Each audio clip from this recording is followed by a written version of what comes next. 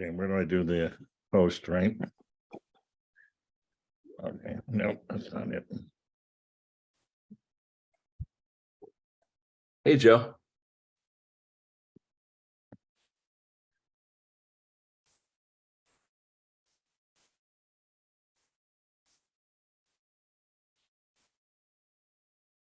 So Joe, I'm going to be hosting the presentation for the public safety. Adam's going to do the talking, but just so you don't have to change, we don't have to change hosts in between projects. I was just going to run the PowerPoint for him.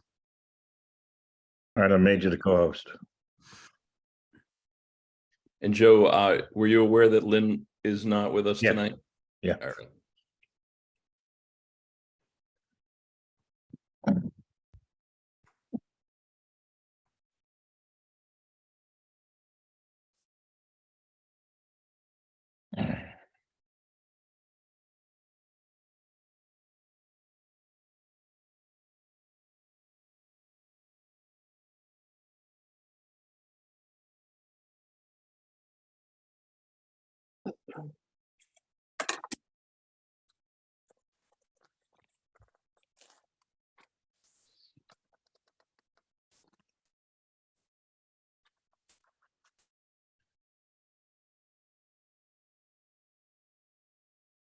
There it is.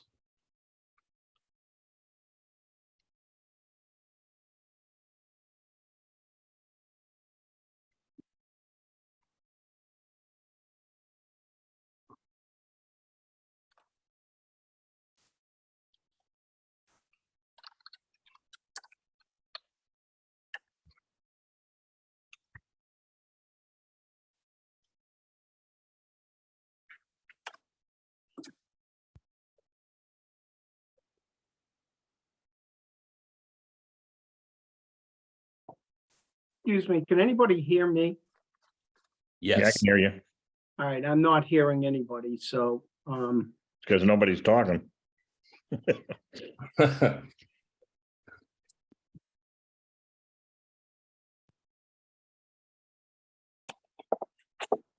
Hey, Adam, did I just disappear briefly? Well, I can see the presentation. It didn't go away No, No, we're still because my good. Zoom crashed for some reason. That's very strange. Anyway. Okay. It's actually strange to see the Wakefield Public Safety Building looking like this. Well, maybe we should update our picture.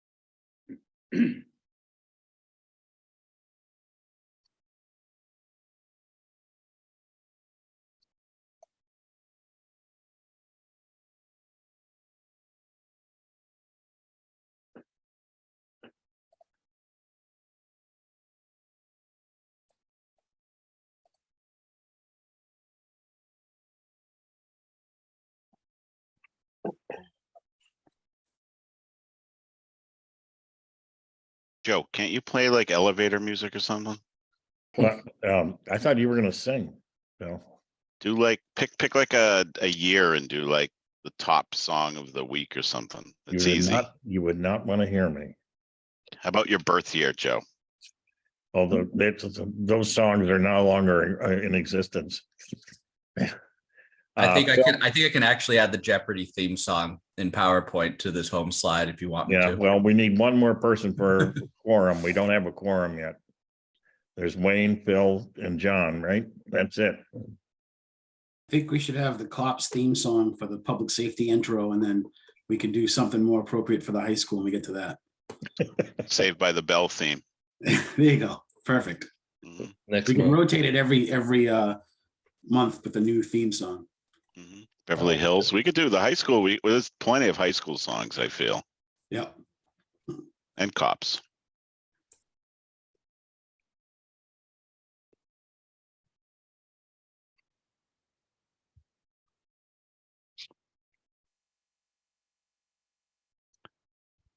Is Jay Cohen on?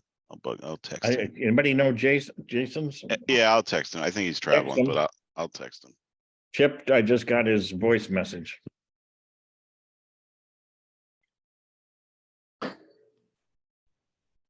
Chip will not be joining us tonight. I don't know.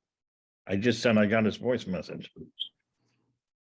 The only person who's not joining us was Mark, and Richard Conway couldn't make it either.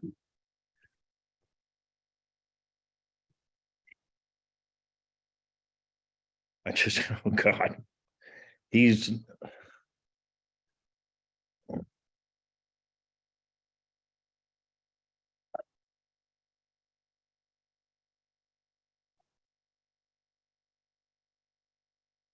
And just for the record, does Kevin have a last name? Who joined us? Oh, there we go. Thanks. Sorry about that.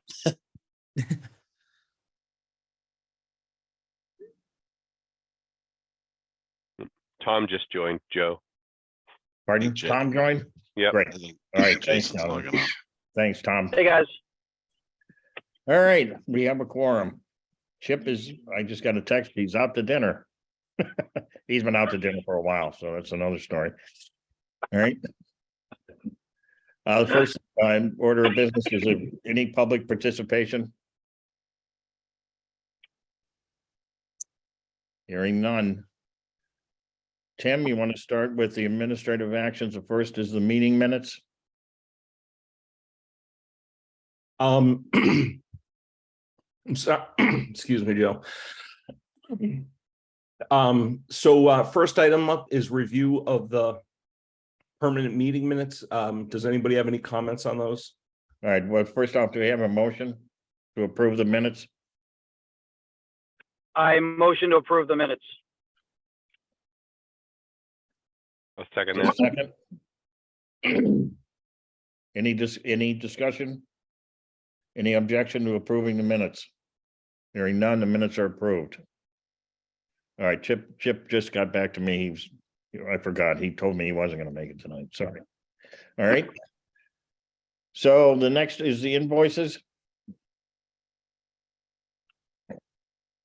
Chip usually takes us through these. Reads them Bill, one by do one. you have them available? I'm in the car for the next 10 minutes, so I can't take us through them. I can only second. Okay, Phil, can you? Bill's not on. Phil left? He's not- He's on. I'm here. I'm Phil- just, Phil I'm just, was on. I'm here. I'm just muted. Oh, I come on, can, Phil. I Take can pull over, up the Phil. packet. Okay. The first is from left field. Invoice number 27 dated January 31st, 2023, and the total amount is $19,715. I will second that. Any discussion? Hearing none. Wayne, yes, Phil, Yes, John, Yes, Tom, yes, Jason. Yes, I think that's everyone. I heard Jason second, but was there initial motion? Who made Yeah, I that? moved it. You did? Okay. Joe did, yeah. Yeah, I got it in front of me, so I can just do it. The next is for HKT Architects, invoice number 25-022023, dated February 6th, 2023, in the amount of $17,790. I so move. I will Second. second that. All right. Okay, thanks, Phil. Any discussion? Hearing none. Wayne, yes, Phil, yes, John, yes, Tom, yes, Jason? Yes, Okay, approved. The next is bond building. Invoice number 13 dated January 31st, 2023, in the amount of $1,074,195.70. I so move it. second. second. Any discussion? Yeah, just a quick, Adam, can you give us an update on, before we spend $1 million, where are we with the project? We're getting pretty close, actually. We'll talk about this a little bit with some more detail as we get further into the presentation. We're at about 78% complete. A lot of this is billing that starts to conclude the structure and the envelope of the new addition in the Sally Port. So this is a pretty big bill for us, but this gets us to 78% complete on the project. Adam, I would add here too, this is a big chunk for store materials. All the replacement HVAC units are in the rigger's yard, ready to go over the next 6 weeks for replacement. So that's a big chunk of this $1 million invoice. And probably the chiller too, right? Yep, that's in place. So yes. Okay, thanks. Any further discussion? Hearing none. Wayne, Yes, Bill, yes, John, yes, Tom, Yes, Jason? Yes, Approved. Next is Briggs Engineering. Invoice 0222-969 with the various dates from August 2022 to January 28th, 2023, totaling $8,010. I will second. Any discussion? So What is this? I think that's actually, those are separate invoices, Joe. You have materials testing for 5,000 and the rest of them are Okay. for K security. it's for the These are air and all water. separate- These are all separate invoices? Well, one Yeah, is Briggs, the one rest is- are Kate. All right. Yeah, All right, so sorry. I'll amend this to, let's do a motion just on Briggs Engineering invoice 0222-969 dated January 28th, 2023, in the amount of $5,850. All right, I second the amended. Thank you. Any discussion? Hearing none. Wayne, yes, Bill, Yes, John, yes, Tom, yes, Jason? We'll assume Jason. Jason? I don't know whether we lost him or not. All right, the next are 8 different invoices from K Security from August 2022 to January 21st, 2023, with varying amounts of either $270, $405, or $135. it's 2,160 total, Joe. Good God, thank you, John. No problem. cool. Man can add. Don't look to me, John. Second, All right, seconded. Any hear me discussion? second it. I'm in a dead zone. All right. Adam, what are these for? These are for fire alarm and sprinkler shutdowns so that the work can take place during the day and we can then turn them back on at night so the building is protected. Okay, thanks. Any further discussion? Did we have any frozen sprinklers? No, You know, Excellent. thankfully, no. Excellent. Any other discussion? Wayne, Yes, Bill, Yes, John, Yes. Tom, yes, Jason? yes, All right. All right, that's the invoices. We have, Adam, there's a review and approval of construction change order number 12. Yep, and Tim, if you Bring just, that up, Tim. Sorry, it's delaying. It's slow. Come on. There we go. All right, so we have a few changes here. Restricted soil disposal, as you see, $3,042. That is the last of our soil disposal costs. We'll be happy to have that behind us. The next two are construction contingency expenditures. So those are against bonds, GMP construction contingency. And then general evidence, furnish and install shelving. This was a known, we had this in the FF&E owner side of the budget. This is shelving for the new evidence space. And that matches what we were holding on the owner's side, but it's a little bit of pocket shifting as we had bond buy this for us. And then lastly, another construction contingency exposure with lab fume hood exhaust revisions, a couple of changes on the routing. For a total of $13,249. I have a motion to approve the bond building construction change order number 12 in the amount of $13,249. I will second that. Any discussion? Hearing none. Wayne, yes, Bill, yes, John, Yes. Tom, yes, Jason, Yes, thank you. Budget update, Adam. Yes, sir. If you'd skip ahead for us, Tim. Yeah. I see why Lynn doesn't do the PowerPoint. It's really slow on Zoom. All right. Come on.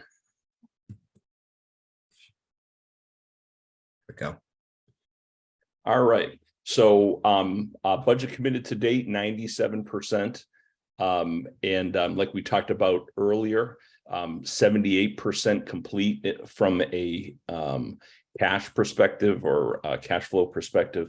That does match about what we think the work is to be complete. We're expecting to be, we're about 3 months away from completion in the field. So the money matches what the progress is in the field. So after change order 12, after we pay change order 12, which we just reviewed, our construction contingency remaining 54,488 and owner's contingency 90,048 to total 144,536. The GMP contingency, that is bonds contingency within their contract, is 254,029. And this, How's my audio? can you give me the next slide, Tim?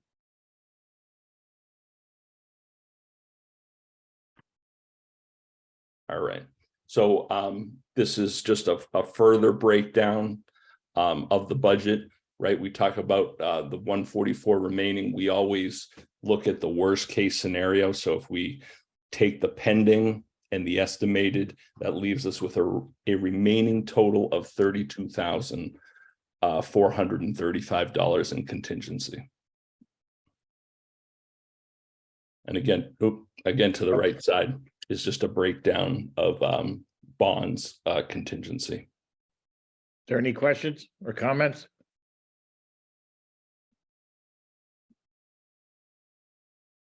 Okay. Next is construction update. Just okay. We're just noting that our next meeting will be on March 9th. We'll move quickly past that. I'll talk about a couple of milestones recently. We're happy to report that the vestibule, the new vestibule is now open. That allows public use of the lobby. We have dismantled the temporary lobby entrances that were on Princess Street, and we're now using the lobby. Also, a nice thing about that is we pulled the fence back, which gave probably another 6 spaces and a couple of handicap spaces. So it's a good sign in the project when we're starting to give things back and retreat, if you will. We can also report that the new addition is going well. We're reporting here that's a February 27th completion date. It's actually going to be a little bit earlier than that from a bonds perspective, but we have at least a couple of weeks of furniture assembly. We have all brand new furniture. A lot of it needs to be assembled, and we'll start on a top down assembly of that. So we'll be able to give some of the spaces back as the furniture is complete. Another major milestone is with the Sally Port. We're getting very close to that. That addition, if you will, is nearing completion. Overhead doors were installed last week, and we're just kind of buttoning up the last few details of the Sally Port and ready to give that over to the police. And then lastly, like we talked about, we're about 90 days out from completion. So we have the renovations to complete in the new addition. We'll be giving those spaces back to what we call the brass office, the chief, deputy chief, lieutenants, et cetera. Then we'll have one more phased renovation, right? So when we finish the new addition, we'll be opening up the evidence, the new evidence area, and the evidence from the old evidence place needs to transfer all of that evidence. And there's a very prescribed way of doing it from the police perspective of how that has to get logged and moved.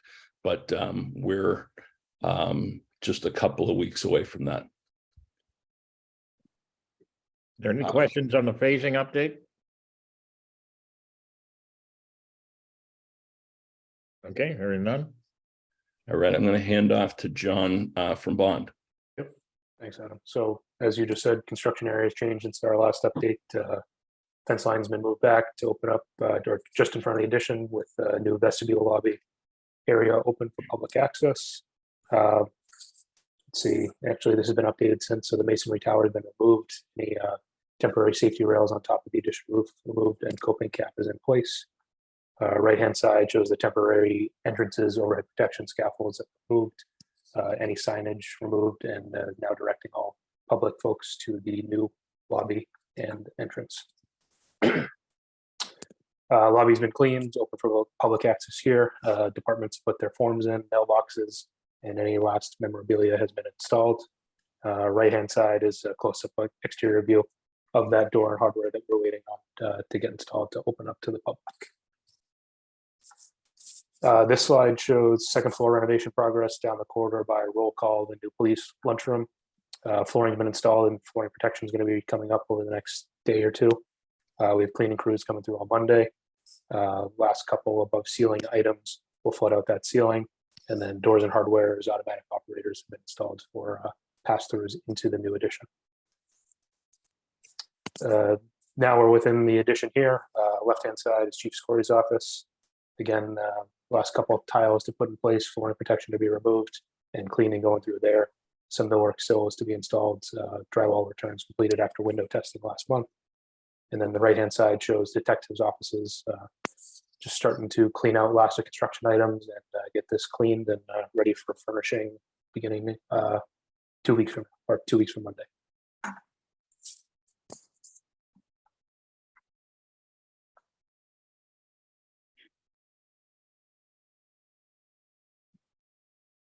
Couple back, yeah, there we are. So left-hand side, temporary air handling units have been delivered, ductwork hooked up, powering these up now to fire off and get tested ahead of unit replacement. Like I said, all those units are sitting in the rigger's yard ready to go. So over the next 6 weeks or so, we'll be plucking the old ones, preparing the curbs, re-roofing, and getting the new ones set in place for get fired up and tested. Right-hand side shows renovations on the third floor. All in-wall has been completed at this point, inspected. Drywall and taping is well underway. Ceiling grid's going to begin next week. There's some heavy floor prep at the pass-throughs, but this is following right behind the second floor renovations and addition. This isn't the best view, but certainly a lot of progress on the third floor as well. Left-hand side, Sallyport extension. As Adam said, doors have been installed, working through the last issues or last items with the motors and controllers inside to get these operational and tied in. Last finishing touches, paint in there, and all the doors have been installed. Just about ready to turn that over. Right-hand side is the first of our unit replacements, the chiller. This was a new curb with some structural supports that were installed within the fire department apparatus bay over last month. On Wednesday, successfully picked off the old chiller and set the new, now into piping and pumps within the AHU room to get that operational for springtime operation. Last slides here, women's locker rooms. This was previously roll call. This is actually outdated as well. So all in-wall electrical, in-wall plumbing has been inspected. Board and backer board are in place. Tile floor prep began today. Begin installing tile floors next week, and work to get this space turned around quickly. Right-hand side is evidence process heading into the addition. This is boarded, taped. Come Monday, we're going to be loading in those general evidence shelving, the seized weapons lockers or casework, and the evidence pass-through locker in this space as well too. Again, we're going to get that secured so that we can start the process evidence move down from the third floor and open up our last phase of renovation. Coordinating with town IT to get card readers, cameras installed in here for a secure space and turn that over. All right, any question on the construction progress? Just a Jonathan, quick question. When the equipment gets turned over to the town, I'm sure there's a commissioning agent. Left Field is taking care of that. Yes, their MEP manager Jay has been out pretty frequently, checking on our progress, checking updates, doing his own. Just a question about, does someone from the town get involved in that also as far as training? Ultimately, yes.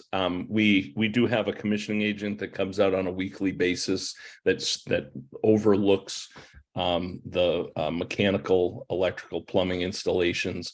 We will do balancing. We'll have official balancing reports. Those balancing reports have to meet certain criteria that get reviewed by the engineers of record. They have to be within certain tolerances, but we will, that's all coming out. But lastly, we do train the town on everything. That's part of the contract. That's part of our obligation, is to train on all the systems that we install and leave behind O&M manuals for that.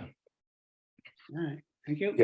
Yeah. So we did that initially with the boiler room when that was turned over, fired up, trained DPW staff on that, and we'll continue to do the same as additional units get fired up and punch lists are completed for those items. We work pretty closely with Chris Pierce. We talk to him 2-3 times a week. He has already trained on the Lochinvar boilers. Those are the new condensing boilers that have been turned over. But Chris is pretty close to the project. We talk a lot. Okay. Any other questions or comments on the construction progress? Okay, so the look ahead. I won't go through every single line here unless there's any specific questions. Like I said, addition and renovations just inside, wrapping up last of finishes, beginning cleaning so that furniture can begin to move in and turn over the key spaces.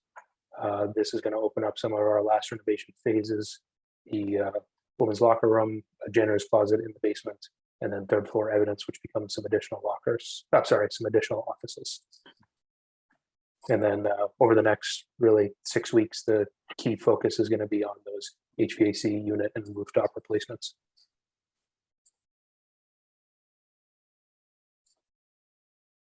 I think that's it.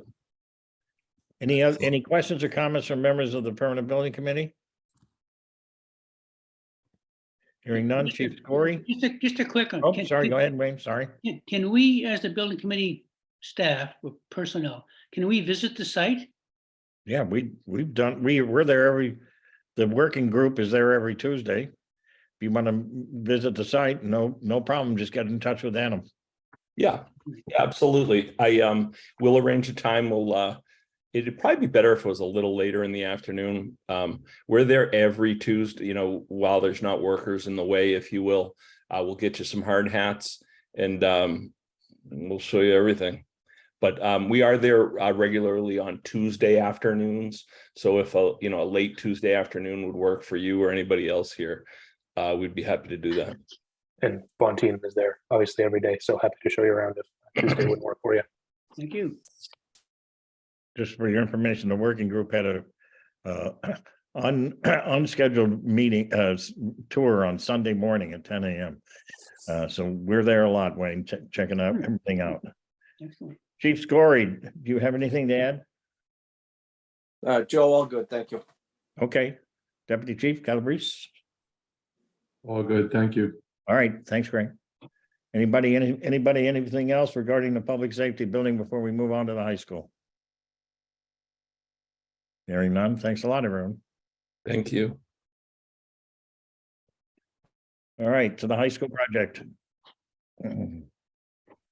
First is a review and approve of the January 19th meeting minutes.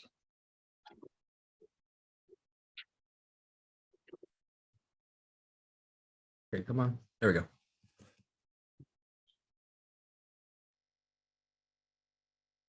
Do I hear a motion to approve the building, the permanent building, school building committee meeting minutes for January 19th, 2023?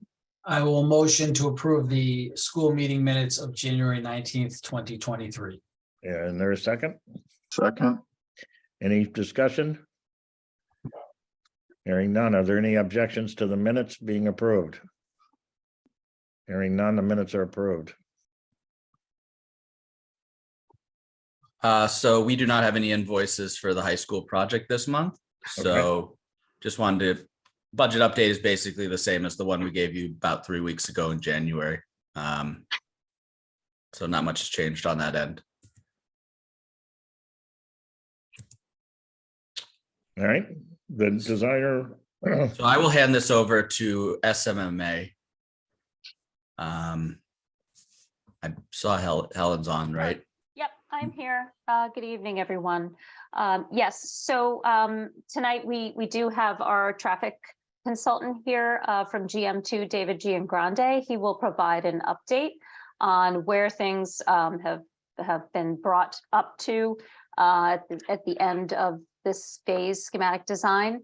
But in the process, when we scoped the project back in the fall of 2021, we made our best faith efforts to predict how many meetings would be needed to determine how many options for the intersection design would be needed. We will say that GM2 has gone above and beyond. There have been additional meetings which are documented and I believe distributed to this group. Their original proposal had assumed a single signalized intersection to study as part of their scope. And in discussions with the town, it became quite clear that we needed to really broaden that scope and include a second type of intersection, that being the roundabout. So you have before you this evening for consideration a proposal for additional services for that scope of work. Now, Helen, Mhm. These are proposed services or these are past services? They have been done. So these are past services that have already occurred. That is correct. And how much more do we anticipate? We are at a stop for right now for this phase. Okay. So this is in the amount of $21,142 for the amendment, is that correct? That's correct. Is there any questions or comments regarding designer contract amendment? Number 3 that just left the screen. I was just going to show you there is plenty of money left over in our line items to cover it. So, Okay. Any questions or comments? Do I hear a motion to approve the designer contract amendment number 3 in the amount of $21,142 for the traffic consulting additional services? I will make a motion to approve the contract amendment number 3 in the amount of $21,142 for traffic consulting services. Additional. Is there a second? Second. Any further discussion? Joe, quick question. No. Does the town have to do a peer review on this study in any way, or is this the final and only traffic study that will be done for this project, for this matter related to the project? Well, for this phase of the project, there's For gonna be this more. phase. For this phase, okay, so Yeah. the next phase, what happens? Like, what, if it gets approved and there's a next phase, I should Yeah. say, I what like, happens? I like Yeah. your cautious optimism. I'm going to turn that over to Aaron to give a little preview. And then, of course, we do have David here and he can summarize the work done to date. Okay, But yeah. Aaron, go ahead. Phil, do you have more questions? I was just gonna say, if Sorry. we want to approve this, if you're gonna talk about it later, we could just finish approving that. I didn't mean to, but if we're not gonna talk about it, I'm just interested now, I guess. How would the You- committee like to handle this? Would you like to hear kind of what we've been busy doing? No, let's approve the Okay. contract amendment first. If that's okay with you, Phil. Yeah, please. Okay. There any other questions or comments? Wayne, Yes. Phil, Yes. John, Yes. Tom, Yes. Jason, Yes. it's approved. and Joe, we also have to then approve the budget revision request that's required by the MSBA. Okay. Do I hear a motion for the approval of the budget revision request number 5? I will motion to approve the budget revision request number 5. Is there a second? Second. Any discussion? Hearing none. Wayne, Yes. Phil, Yes. John, Yes. Tom, Yes. Jason, Yes. budget revision request number 5 has been approved. And Helen, who am I handing it off to for the presentation? If you can allow David Giangrande to share his screen, and while he's getting that pulled up, I think Aaron can frame everything for you. So David is with GM2. He's our traffic consultant. He's been very busy with his team working on the project since we began and feasibility study. His team has started with the existing conditions report, which you have received. You have also received the latest and greatest revised report of January 23 of this year of the traffic study. We have been busy studying multiple types of intersection improvements, as you know. We've been busy meeting with the traffic advisory committee in town. We've met with them formally and informally. I've recently had a working session with them. I think we've done some really good work in this phase. They have requested that we further study this preferred solution to the traffic at this intersection, which will require additional study really to confirm geometry of the roundabout and lanes on the roadways. So that we do have more work to do with the commission, with the committee, meeting with them again informally to review the additional study and then formally to get their final approval for the project. But I think all in all, things are going very well. We've had some really good cooperative meetings with the group. So it looks like, David, you have your screen shared. I will let you take it away.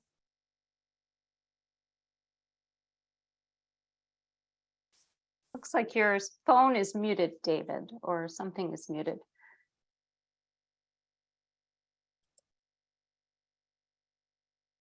If you're on a phone, you usually have to press *6 before you can unmute. Thanks, Tim. Thank you. Can Awesome. you hear me now? We can. Fantastic. Sorry about that. As Helen and Aaron said, I'm David Giangrande. I'm a registered professional engineer in the Commonwealth of Massachusetts. And I'm a senior vice president at GM2 and have a master's degree in traffic and transportation. And I'm excited to talk about this particular project. But I would also add that I sit on my local community's permanent building committee. So I sit often on the other side of the table like you all, and thank you for your community service.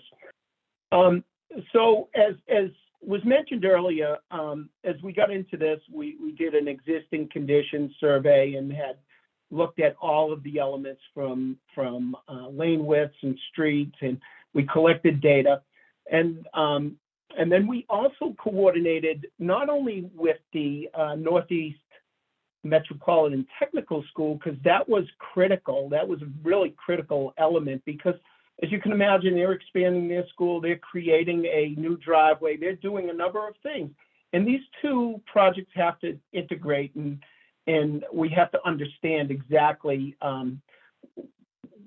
how each affects one another. So we did that.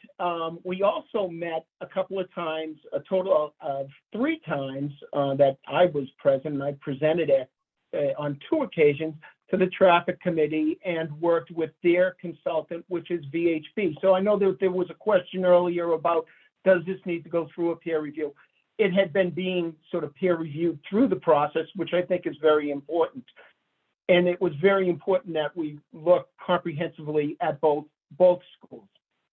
So as we started looking at both schools, we soon realized that we needed mitigation at Nahant Street and at Nahant, Hemlock, and Farm.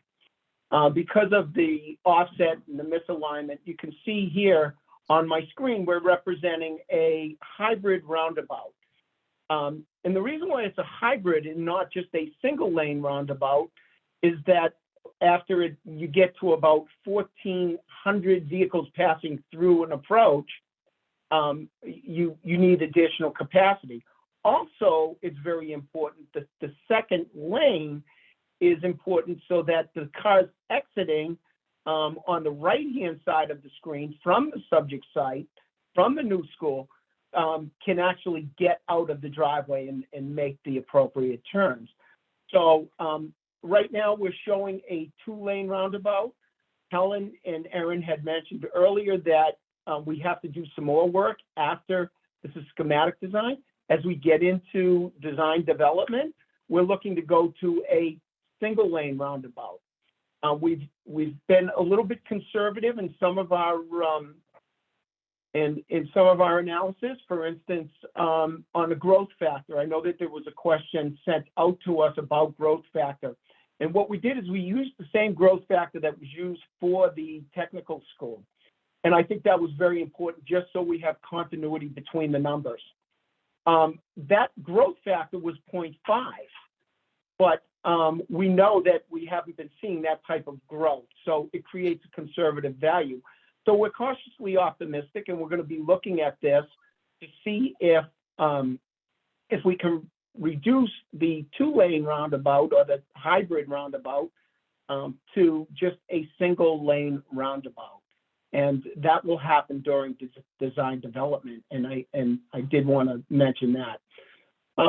So in terms of internal circulation, from Farm Street, all vehicles are going to come down. During the AM peak, we're going to have it as a one-way into the site and having drop-off zones immediately in front. We're having 2 lanes, which is essential because, as you know, currently we have cars parked on the street, we have cars in. So we want to be able to control this and use both lanes in the AM peak condition to do drop-offs. And that green dot in the center of this plan identifies the approximate drop-off zone. The orange dot represents where we're going to have the buses come sort of queue jump and come into a separate area. From there, they'll be able to come out and head towards Farm Street on that right side.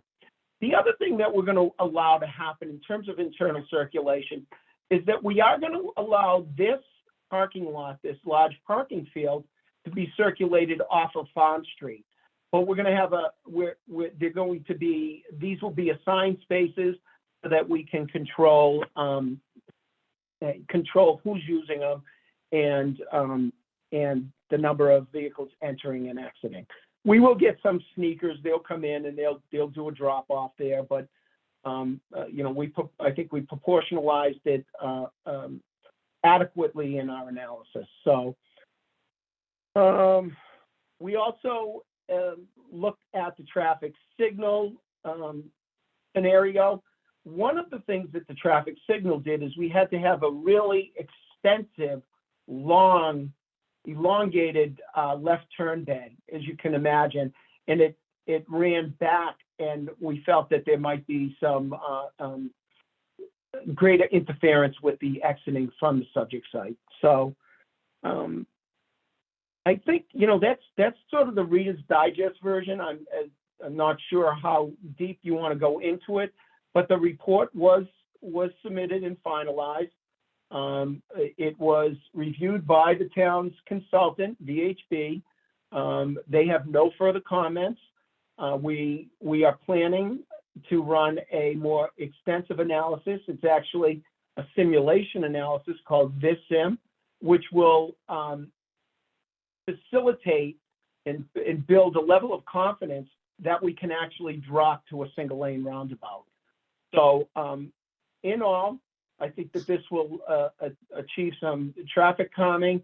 It'll create a more laminar flow, a more consistent flow in the area instead of stops and starts. One thing I would add is we also added rapid flashing beacons or we're proposing rapid flashing beacons. Those are the beacons that identify, they're actuated, and then they identify the sign with a higher visibility. And the last thing is there are two crosswalks near the exit driveway.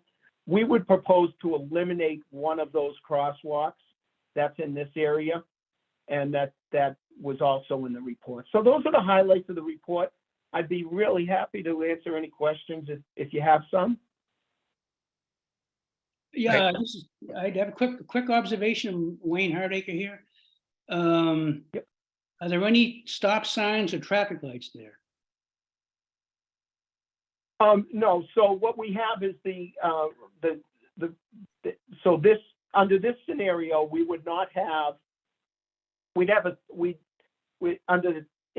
the roundabout, we would not have any stop signs or anything like that. We would have rapid flashing beacons to just yield to pedestrian. It just identifies that sign and makes somebody aware that somebody's crossing. And so that would be the real mechanical piece. You'd obviously have a stop sign back in this area here. We'll have a left turn lane and a right turn lane going out, and there'll be a stop condition there. And also in non-peak conditions, my son happens to play a lot of baseball here. He plays for the Melrose Americans in the Inner City League. And so I'm over here quite a bit, but I think what will happen is this parking will get used in non-peak conditions, and we will allow in non-AM peak conditions for vehicles to go back out this way. So there is a stop bar and a stop sign at this location. Just another quick observation, if you don't mind. I've been in town a long time, and I noticed there's a rotary, the 129 rotary. And if anybody wanted to see what a rotary in Wakefield looks like, go to the 129 rotary.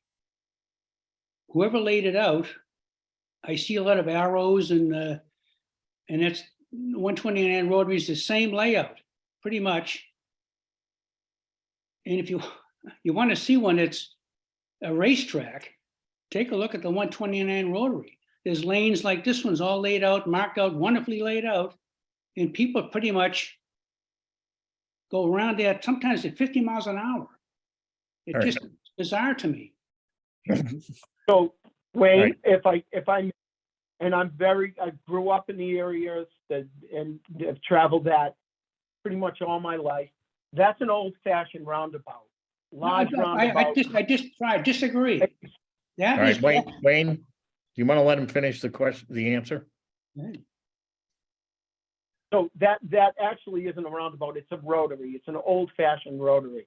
With these roundabouts, they're tighter, they're it's very important that you have the angles coming into the roundabout itself are designed to slow the traffic, and they're much tighter so that you can't carry speed around them. As a matter of fact, there's a lot of, and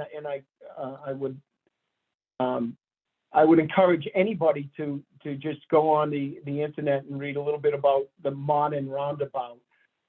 We would like to, and I think you're looking, Wayne, at some of these arrows and stuff, and we would like to go to a single lane roundabout, and that's why we're going to do this simulation analysis to try to even make it tighter and more controlled and vis-a-vis something that's entirely different, that is that rotary out at 129 and 95, now 128. So, yeah, I hope that explains what we're trying to achieve here. What we are trying to achieve is speed control in and around the rotary. Phil, you had to raise your hand. Oh, hey, thanks. Is there a drawing of what the signal with road alignment would look like? And is there a reason that's just not, besides the long lane, the left-hand lane coming southbound you would need? Are there any other reasons that really jump this roundabout option as the better option compared? Because there are a lot of comments I'm hearing from various groups and people about like why we don't just do a light. So I know you studied it, and just curious, I know you mentioned a couple things, but could you go a little bit more into why that, what are the benefits of a light, I guess, that maybe a roundabout wouldn't have? Well, first of all, let's just take one step back. And one thing that's very important to understand is that whether you do the roundabout or you do the signal is warranted. We need to do intersection improvements. So that's the baseline, right? In terms of the functionality of the roundabout, the overall levels of service for that roundabout are projected to be levels of service B right now, versus the signal, which are E's and D's. So it functions. It will function better. Modern roundabouts, if designed correctly, will slow speed, right? So along Farm Street, and like I said, I've traveled this forever. But coming down as you're going northbound and you're coming down from Saugus, you gain speed coming down that hill, right? And then people move right through here. With one thing that the roundabout does too is create some traffic calming element as well. So, and in terms of accidents, the severity of the accidents are much less. So you might have fender benders, but you don't have injuries and fatalities for the most part. And that there's many studies on the modern roundabout. So that's where it's at. I'm taking my lead from the community here. So.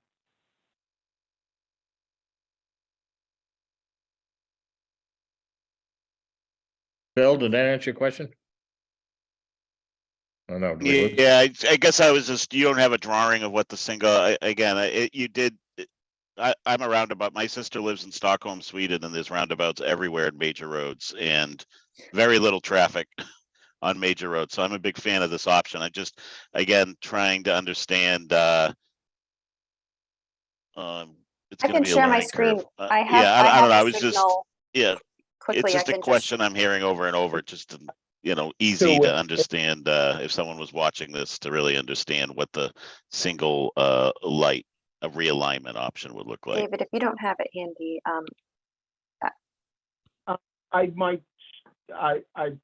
I could get it. It would take a minute. Do you have it available? I do. I just need to be enabled to share. Hold on. I haven't read through the whole report, but I imagine you guys have done traffic studies and volume studies.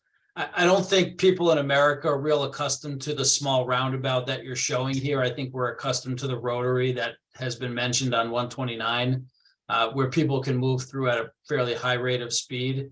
You know, I've been over Europe as well, as is Phil, and I think a lot of people in Europe are very familiar with the small roundabouts. They definitely control speed. I don't know if that's the best way to go here. I always thought we were just going to put a light in as well. You would think you could time the light appropriately so that at drop off and pickup times, you know, the light was running longer in certain directions. I'd like to see what those tables are and how they worked out compared to the rotary before making any final decisions here. Does people see my screen? It just looks like a simple T, if you will, intersection. So this is the schematic plan that was developed by GM2 to show that scope of work. We did get both options costed back when we went through the costing exercise. So we understand kind of all of the impacts with either approach. Do we lose any land near the track? Like I see, it would be easier for me to see if these were side by side, if you could flip them, like with this hemlock where it is. Yeah, that's about the same. Okay. Yeah. So we're not gaining or losing much. I guess it looks a little more with this, but so there's a little more. Negligible. Yeah. Okay, I'll read the tables a little bit more. I perused the recommendations and conclusions. I didn't get a good look at the tables, but I'm interested in the same questions Jay just asked.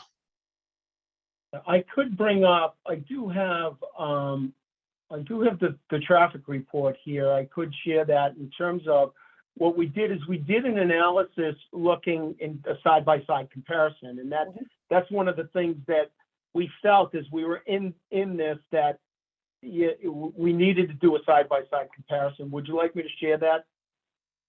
Sure. I mean, or you can just say, well, we looked at it and the roundabout's going to move traffic through 25% faster. I mean, I just think we need a number. What's the number? Yeah, so I mean, the overall delay level of service E in the AM peak, which is the critical, is level of service E, which is the delay is 63 seconds, and level of service B is 13.5 for the roundabout. So you're there for a little bit over a minute trying to get through that intersection, and versus the average delay versus 13.3 seconds. Does that answer your? Yeah, I'm looking at. I think so. I mean, it sounds like it's 25% quick, actually 75% quicker if you do the roundabout. Then, I just think the roundabouts are prone to accidents, and I understand people are moving a lot slower, but all it takes is one accident on that roundabout and suddenly no one's getting to school on time. It's true. Yeah. Dave? Hello? I think you're back on mute, Dave. Are you? Oh, you just sound a little bit far away. Something happened.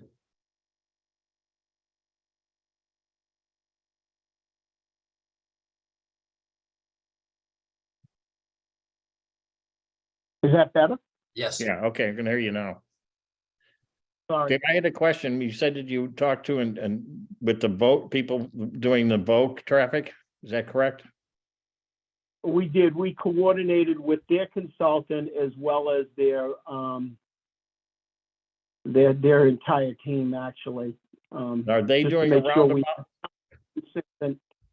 Are they doing a roundabout further up the hill there?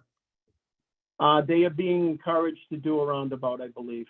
Oh, they and haven't. Erin could probably elaborate a little bit more on that then, because she's, I believe they are. she's been more engaged.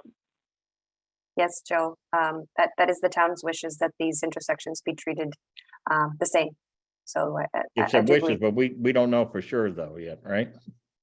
I heard from that project's OPM this week that they're moving in that direction. Okay. The question I had was, you're gonna do a study and determine how much traffic there is, and a simulation. How are we gonna be able to determine what if the students at the Voc decide to go up Hemlock Road rather than that other road? Because there's gonna be some that are from Wakefield, Reading, North Reading, they're not gonna go up to Saugus, up towards Saugus. They're gonna do the Hemlock Road, right? So we did that. We considered that in our report. How we did the trip distribution is we looked at where the parking was relative and relative to the doors. And we did a trip distribution based on the direction by which somebody is traveling and the available parking on site. So if you're coming from Water Street, you're coming down that way, you'd say, okay, there'll be a propensity to go up Hemlock. So we distributed trips onto Hemlock that will go to the VOTEC. Does that make sense? Okay. So we accounted for those. Yep. But did we do that? How, do we do that finding out how many students are from the, in the vote from that area or? Yep, we did. We coordinated all Okay. of that. We know that, we know the volumes on the roadway network and we know the number of students. Okay, all right. Are there any other questions or comments regarding the traffic issues? I just had one John. question. Yeah, on the map there, I think at the far north end where you have the exits where you said you'd have a left-hand turn lane and a right-hand turn lane, that's over towards the the Woodville School. Is that an entrance and an exit, or is that thought to be only an exit? No, it's going to be an entrance and an exit. Okay. Thank you. And what it will do is it will only feed, the entrance will only feed that parking field with assigned spaces. So we're trying to control that, right? Okay. Okay. One other question, Dave. John, are you done? Sorry. Yep. Thank you. One other question, Dave, when you do either the 1-lane or the 2-lane roundabout, there is sufficient town-owned land to do both. Is that correct? That's correct. Yeah. Okay. Because we're not getting in any private property in that area. No, we're not. I mean, there may be, just because you're doing a reconstruction project, and whenever we do a reconstruction project, there might be some temporary construction easements or whatever, just so the guys can do their work. But there would be no permanent takings, if that's what you're asking. Yeah, that's what I'm asking. Yeah. Yeah, no permanent takings. And that's why, maybe this is conservative showing the 2 lanes, but I'd rather show the 2 lanes and then settle on the 1 lane and if we can get it done. Ian McKinnon, do you have your hand up? Yes, thank you. Good evening, everyone. I'm a community member, part of the committee here. I just had a question too. David, I know I'm also a practicing traffic engineer, and I had a question about how you guys were going to control some of the crossings here, because I'm a huge proponent of the roundabout solution here. I think it's really the right decision to make here, but I was just curious how you plan to cross people here. Yeah, we've got RFBs at both locations, Ian. Pedestrians. What? I'm sorry. Translation. RFBs, David. Translate, please. Rapid flashing beacons. Rapid okay. flashing beacons. Yep. Thank you.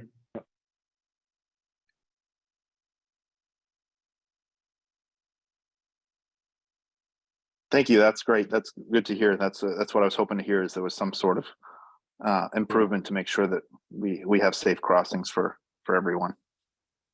Ian, and also we're going to at the exit point onto Farm Street, we're going to eliminate. We're recommending. I shouldn't say we are going to. We are recommending that they remove one of the crosswalks across Farm Street at that location. And again, that would be a rapid flashing beacon. Great to hear. Thank you.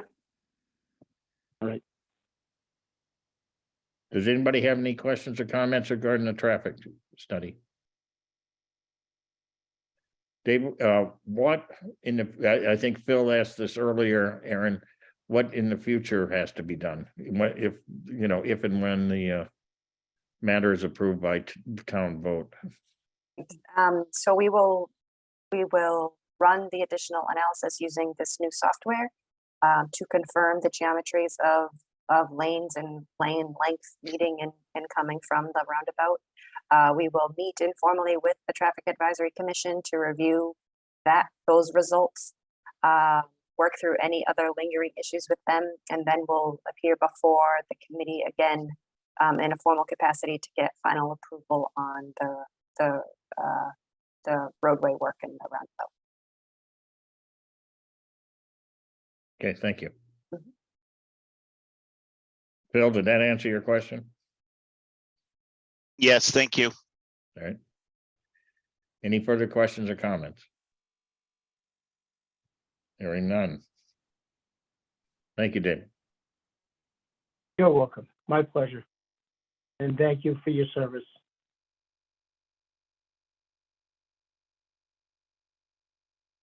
Tim, the next. You can see that? Yep. So just quickly, in case anyone, I doubt anyone here doesn't know, but the official results of special town meeting were 1,231 to yes, 242 no, and then last week, I believe, or was it the week before, town council voted to officially schedule the ballot question for March 11th. So I will update, this is taken directly from the website, so I'll update that now because it is actually approved at this point. Okay. And these are kind of just the basic information for the date of the ballot question. This is all taken from the town clerk's office. I got it from Betsy. So polls will be open at the Galvin Middle School on March 11th, 7 to 8. Prior to March 11th, voters can register in the town clerk's office during regular hours. I haven't checked. I know Betsy hadn't updated the town website, but she was going to sometime this week with all the information. The last day to register to vote is March 1st. And I think I saw Councillor Chimes on, but I don't know if he has any comment on, I know it's not called early voting, but it's called no excuse. Excuse absentee ballots. Right. Correct. Yeah, so unlike the state elections where there are sort of defined hours where people can come in and vote early, that doesn't exist for this election. But because the state allows for no excuse absentee ballots, any voter prior to, as soon as the ballots are printed, any voter prior to the election date can come to town hall during the off hours that they're open and request an absentee ballot, fill it out right there and return it to the clerk's office. Residents can also request that an absentee ballot be mailed to them as well. So definitely options for people to vote prior to March 11th if they're not able to on that day. And is there a date, like a window when that actually starts, or just when the ballots are available? Yeah, I think the start of that window depends on when the clerk's office has the ballots kind of formally approved by the Secretary of State's office and printed. Okay. So I don't know when that is, but should be fairly soon at this point. So I did talk with Andy Bray briefly this week, and they are aware of the date for the election. They do have a plan of action. I don't know if anyone wants me to go into more details. It's basically following what they did before. So yeah, okay. I don't think it's appropriate. So we'll just okay. Yep. So does anyone have any questions on the Prop 2.5 ballot question?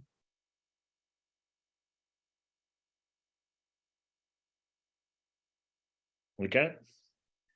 And then Joe, I did do what you requested to check with Jason Tate at the Office of Campaign for Political Finance, just going over what are kind of some of the basic ground rules again for everybody. I don't know if you still wanted me to go over those. You mentioned it yesterday.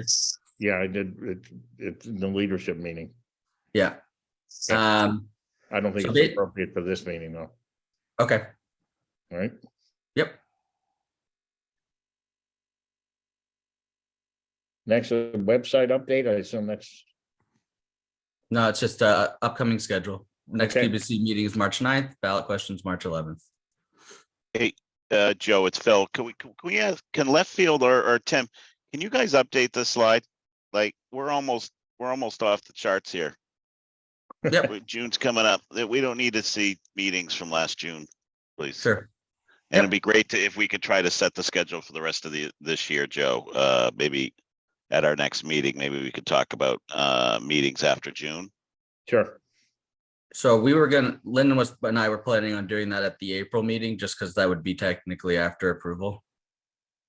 But if you want to do it at the 9th, we can do it at the 9th. Well, you got to do it for the permanent building committee, for the public safety building, Yeah, that's a good point. Yep. right?